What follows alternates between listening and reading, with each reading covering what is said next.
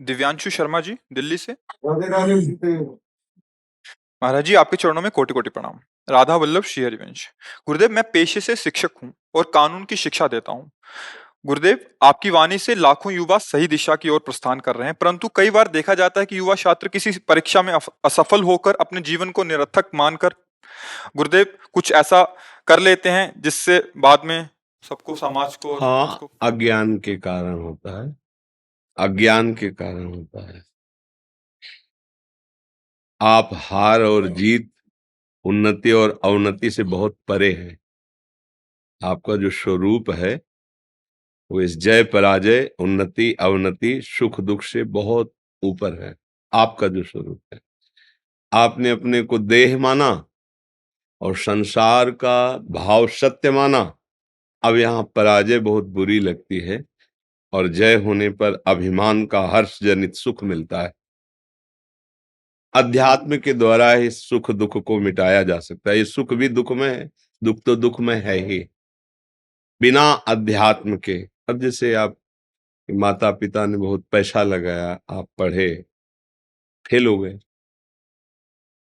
तो हम दूसरे वर्ष पढ़ेंगे, हम तीसरे वर्ष पढ़ेंगे। निराश होने की जरूरत नहीं। हमसे चूक कहाँ हुई वो हमें सुधारने की जरूरत है। अगर कुछ बच्चे विद्यार्थी जन है तो घर में माता पिता ने डांट लगाई कि हमने लाखों रुपए लगाए, तू फेल हो गया। अब विद्यार्थी जो उसके साथी हैं वो पास हो गए, घर में भी अशांति, विद्यालय में भी उसको अपने मन में नीचा देखना पड़ रहा है। अब ऐसे बच्चे जिनको ज्ञान नहीं है वो आत्महत्या आदि ऐसे कृत्य कर बैठते हैं जो बहुत ही निंदनीय है, दुर्गति का कारण है। हमें इस मानव जीवन को किसी जय पराजय में नष्ट नहीं करना है।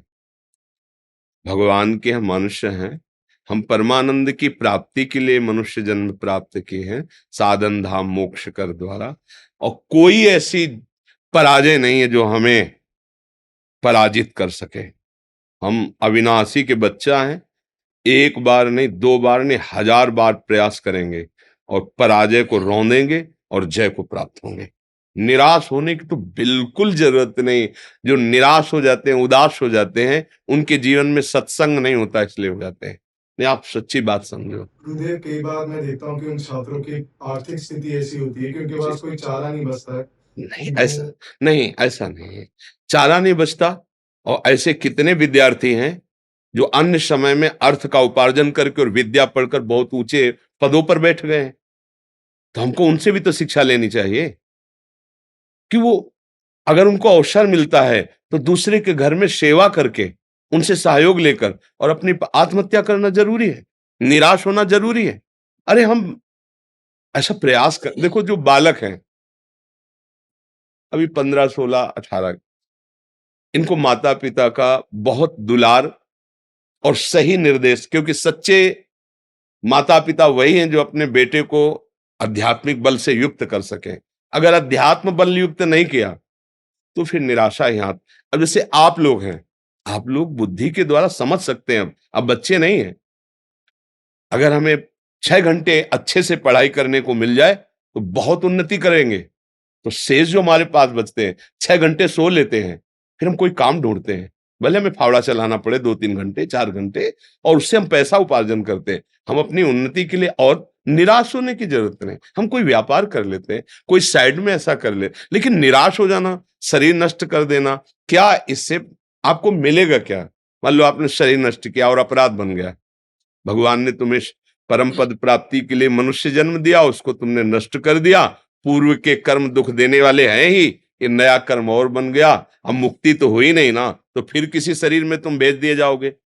ये जेल है शरीर, आप क्या इससे मुक्त होना है। अच्छा, इसमें तो बुद्धि है। अब जैसे पशु हैं, पक्षी हैं, ऐसी कितनी योनियां हैं, नाली के कीड़े बने रेंग रहे हो, तो मरने के बाद क्या हमको परम पद मिल जाएगा क्या? अरे हमको वो उपाय करना है जिससे इस लोक और परलोक में हम सुख प्राप्त करें। आप निश्चित समझो आप सब कुछ कर सकते हो। पूर्व कर्म के अनुसार मिले हुए हमारी परिस्थिति में हमको निराश नहीं होना, हताश नहीं होना, आगे बढ़ना है। कई हमने विद्यार्थियों के जीवन में देखा है कि विद्या अध्ययन और भारी असुविधा, भारी मेहनत अपने पिता के साथ करके, सहयोग करके, फिर ऊंचे ऊंचे पदों में गए, वो भी देखा हमने कि गरीब घर का लड़का बहुत ऊंचे पद में गया। तो ऐसे हम एक दूसरे को उत्साहवर्धन करें, ऐसे हम भगवान का भरोसा दिलाएं, अध्यात्म का बल उनके अंदर जागृत करें। क्या नहीं हो सकता, हम कहते हैं क्या नहीं हो सकता। जब भगवान मनुष्य रूप में आए हैं तो मनुष्य भगवान रूप में हो सकता है, क्योंकि रास्ता बन गया ना। जब नारायण नर हुआ तो नर नारायण बन, जब नारायण बन सकते तो और फिर क्या रह गया। गीध देह तज धरि हरि रूपा, वो भगवत स्वरूप हो गया ना गीत। तो हम ऐसे कर्म करें कि श्लोक में भी मंगल हो, परलोक में भी मंगल हो। पूर्व हमारे जो कर्म हमें परास्त कर रहे हैं वो हमें परास्त ना कर पाए, उसके लिए नाम जप जरूरी है। नाम जप करो, कोई नशा मत करो, गंदे लोगों का संग मत करो। और जैसे आप सत्संग कर रहे हो, जो सत्संग में नहीं पहुंच पा रहे हैं, ना कभी आ सकते हैं, तो आपको जो मिला है आप उसे दीजिए। गुरुदेव, मैं यही करता हूँ, अपनी जो भी शिक्षा उन्हें देता हूँ उस समय पे, जी तो आपकी वाणी का जो सार होता है उन तक जी, पहुंचाने का प्रयास करता ये बहुत बड़ा भगवान की प्रसन्नता का भी हेतु होता है। अगर एक बच्चा धैर्यवान बन गया, एक नशा छोड़ दिया, तो हमारा मनुष्य जन्म लेना सार्थक हो गया। एक का मंगल कर दें हम, तो जरूरी नहीं कोई यहाँ आवे, यहाँ की बात पकड़ो और 10 को और फैलाओ, जिससे उनका जीवन सुखमय हो, जीवन नशा रहित हो, व्यभिचार रहित हो, निराशा रहित हो। अरे आप समझ नहीं पा रहे, भोजन भी ना हो, कोई व्यवस्था भी न हो और मन आनंदित है तो कोई फर्क नहीं पड़ता। और सब कुछ है, जितना वैभव कहा जाता है, और मन अशांत है तो कुछ नहीं मिला। और मन सदैव अशांत रहेगा जब तक भजन नहीं करोगे। तब लग जीवन कुशल को, क्या सपने हो मन विश्राम, जब लग भजत न राम को, शोक धाम तज। मन में हमारे आनंद तभी आएगा जब हम भगवान से जुड़ेंगे। तब लग कुशल न जीव, सपने हो मन विश्राम, जब लग भजत न राम। नाम नहीं जप करोगे तो अब जैसे लोग हैं, क्या भगवान, जब हम उनसे कहते हैं आप संयम से रहो, भगवान ने बनाया है, किसके लिए बनाया है? हमारे लिए तो बनाया है, हम भोगेंगे। भगवान ने क्यों बनाया है? भैया और कुछ भी बना है, असाध्य रोग बने, जेल बना है, नरक बना है, तो उसके लिए भी तैयार रहना। जब दुख आता है तब रोते हो, और अभी तुम्हारे प्रमाद स्थिति में गए तो भगवान ने बनाया, तो और कुछ भी बनाया है, उसको भी तो ध्यान करो। वो तुम्हारे आंख मूंदने से नहीं हट जाएगा, इसका फल मिलेगा। इसीलिए जो संत जन कहते हैं, शास्त्र कहते हैं, उस बात को मान लो। अभी भले समझ में ना आवे, मान लो, तुम महान बन जाओगे, आनंद युक्त हो जाओगे, हर समस्या से लड़ने लायक बन जाओगे। संतों के संग से यही थोड़ी कि आप बाबा जी बन जाओ, नहीं, ऐसा नहीं। आप एक अच्छे गृहस्थ बन सकते हैं, आप एक अच्छे समाज सुधारक बन, आप एक अच्छे हमारे समाज के सेवक बन सकते हैं। बड़े बड़े पद क्या है? हमारी समाज की तो सेवा के लिए हैं। जितने भी हमारे राष्ट्र में पद हैं वो समाज सेवा के लिए तो हैं। इसलिए मुझे लगता है बच्चा कि हम अपने को सुधारें और अपने जनों को, शरीर को नष्ट कर देना या निराश हो जाना, ये हमारे मनुष्य जीवन में नहीं होना चाहिए, नहीं होना चाहिए। और ये तभी हो सकता है जब आप भगवान का आश्रय ले हो। अगर भगवान का आश्रय नहीं तो फिर निराशा ही निराशा है। धन संपत्ति अगर हम भगवान का आश्रय नहीं लिए तो अभिमान बढ़ा देती है। अभिमान का स्वरूप होता है नष्ट हो जाना।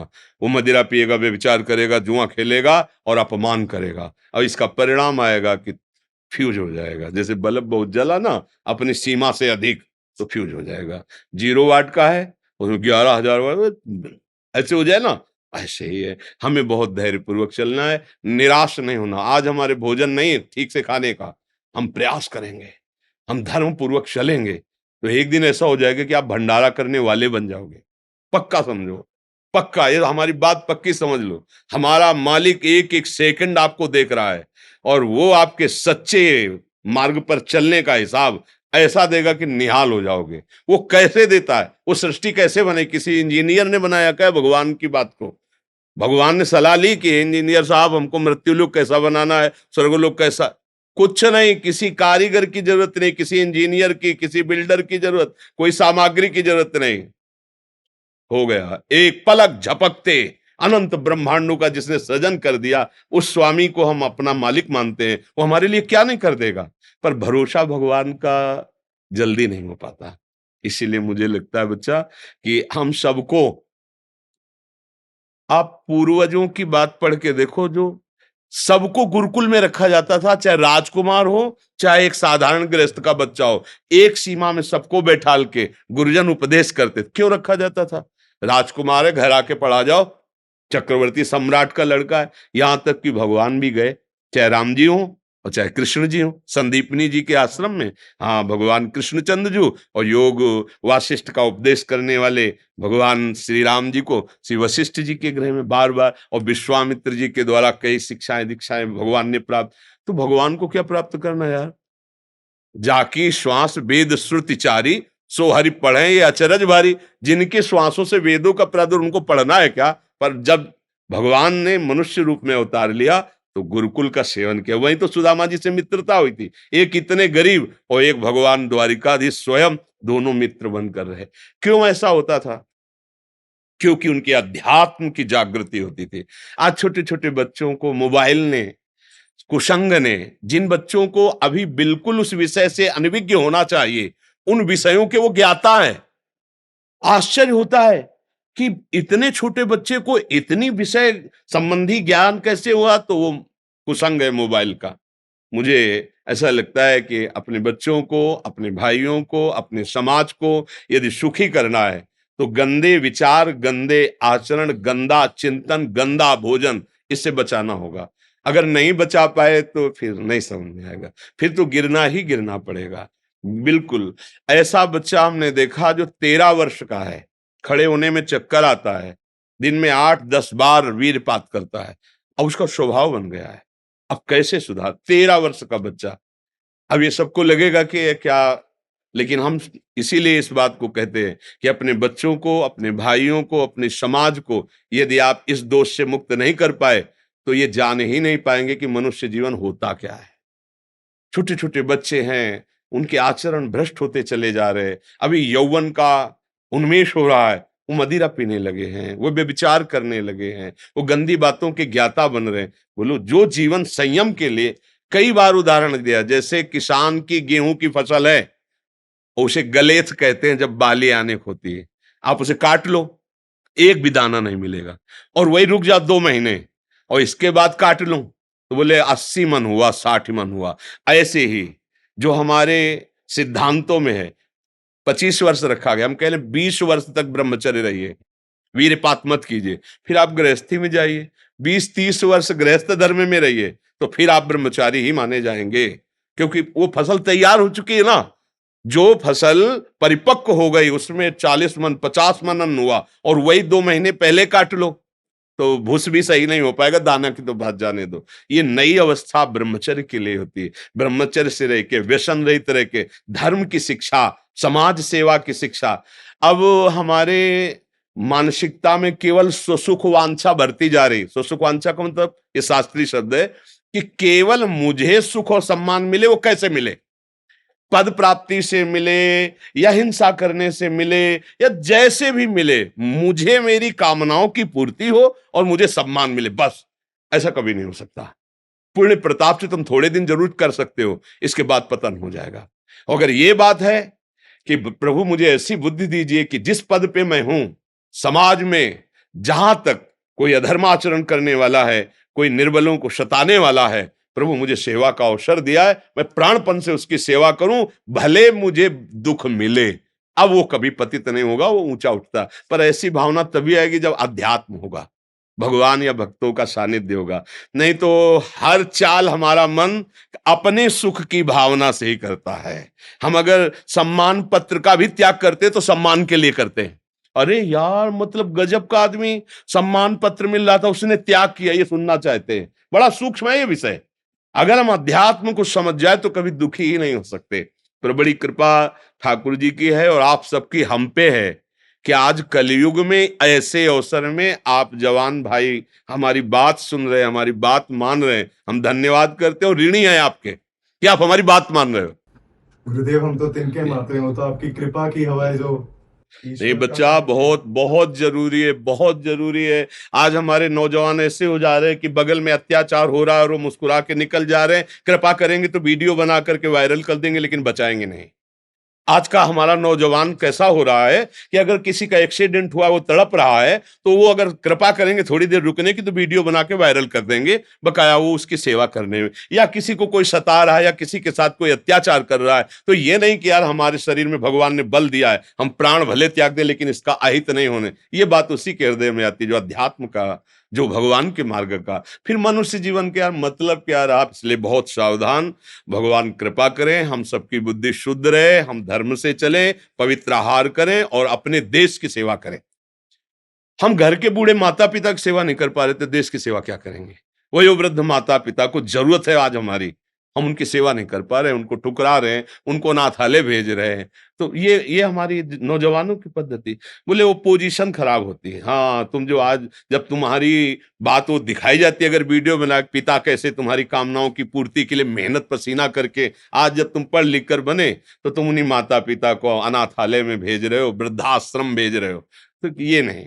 देखो, जैसे हम बाल्यावस्था में थे, मुझे जरूरत पैसे की नहीं, व्यवस्था की नहीं, माँ की जरूरत थी, पिता की। ऐसे ही माता पिता को तुम्हारी जरूरत है, व्यवस्था की नहीं, पैसे की नहीं। जब तुम प्यार से झुककर उनके पैर छुओगे और प्यार से, क्या आपको क्या कोई दुख तो नहीं है कोई, तो उनको यही लगे मेरा भारी दुख को सह लेंगे। लेकिन आज हमारी समाज इस बात पर दृष्टि नहीं देती। पैसा तो दे दिया है ना, वहां हर समय सुविधा मिल रही है आपको अनाथालय में, आप क्यों लड़ रहे हैं हमसे? नहीं, उनको इसकी जरूरत नहीं, उनको प्यार की जरूरत है। और वो प्यार वही कर सकता है जो भगवान का आश्रय लिए। इसलिए बहुत कीमती मनुष्य जीवन है, व्यर्थ न जाने पावे। जी।